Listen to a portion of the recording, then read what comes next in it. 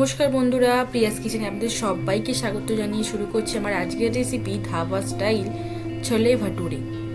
Dhaba style ছোলে ভাটুরের জন্য আমি প্রথমে ভাটুরের ডোটা রেডি করে নেব। প্রথমে আমি একটা থালাতে 500 গ্রাম ময়দা, 200 গ্রাম সুজি, 1 চিমটে বেকিং সোডা, হাফ চা চামচ বেকিং পাউডার, 150 গ্রাম টক দই, স্বাদ অনুযায়ী নুন আর 1.5 চামচ চিনি দিয়ে অল্প অল্প জল দিয়ে প্রথম ডোটা আমি রেডি করে নেব। প্রথমে খুব বেশি জল দিয়ে দিলে খুবই ঢিলে হয়ে যাবে। অল্প অল্প জল দিয়ে ডোটা রেডি করে নিলে হাতে একটু চিপে আসলে একটু সাদা তেল দিয়ে মেখে নিতে হবে। মাখা হয়ে গেলে ওপরে সাদা তেল দিয়ে একটা ঢাকা দিয়ে দেবো। এই সময় ছোলের ফ্লেভারের জন্য হাফ চামচ চা পাতা, 3 টুকরো এলাচ, 3 টুকরো লবঙ্গ ও 3 টুকরো দারচিনি দিয়ে আমি একটা পুঁটলি বেঁধে নিয়েছি।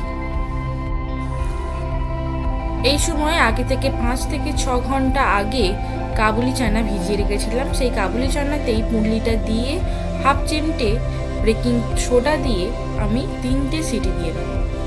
3টে সিটি দেওয়া হয়ে গেলেই মিক্সিং জারে 1 চামচ জিরে, 5 থেকে 6 কোয়া আদা ও একটা টমেটো দিয়ে ভালো করে মিহি পেস্ট বানানো।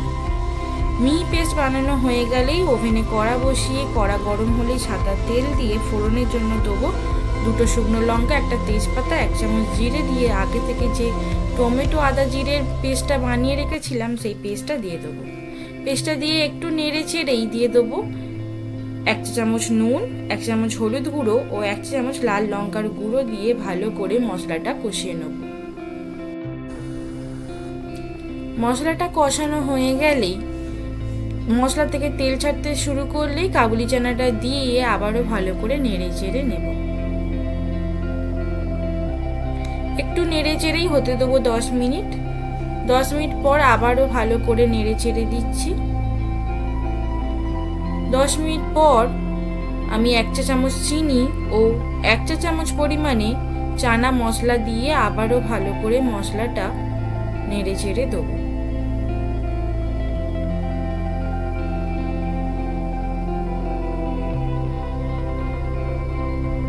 দেখুন চানা মশলাটা একদম পারফেক্ট রেডি হয়ে গেছে।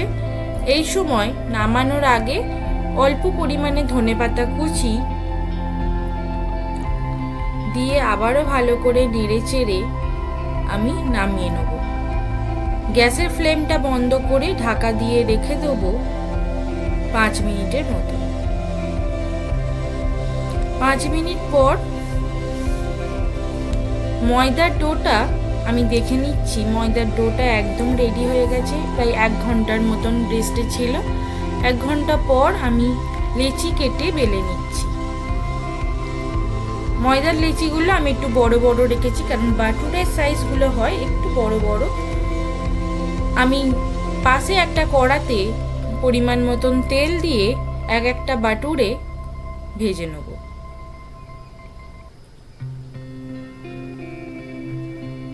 ভাটুরেগুলো দেখুন একদম ফুলে গেছে।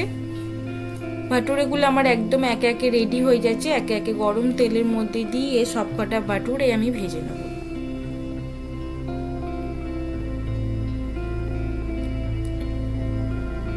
সবকটা ভাটুরে আমার ভাজা হয়ে গেছে।